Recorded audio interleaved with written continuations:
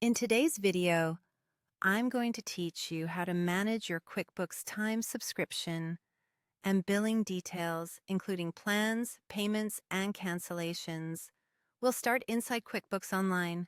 Log in, then look to the top right and click the gear icon. From the menu, select Subscriptions and Billing.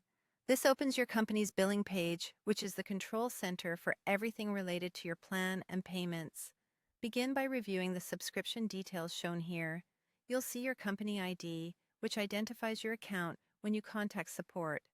You'll also see all active plans linked to your company, including QuickBooks Online and QuickBooks Time, so you know exactly what you're paying for.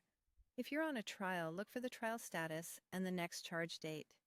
This date tells you when billing will start, so it's a good reminder to decide whether to continue or make changes before that deadline. To manage your QuickBooks Time plan specifically, use the Upgrade Your Plan option if you need more features or additional capacity. The screen will guide you through plan choices and show pricing before you confirm.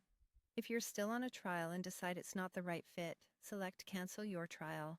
Follow the on-screen prompts so you understand when access ends and whether any remaining time is affected. Next, check your payment method. Open the payment details to view or update your credit card.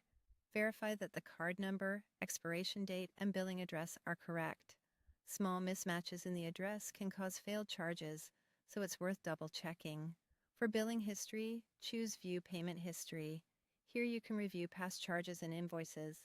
This is helpful for expense tracking and auditing, and it can make month-end reconciliation much smoother.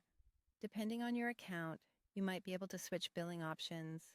If monthly and annual billing are available, review the pricing difference and choose what works for your budget. You can also upgrade or downgrade plans from this area.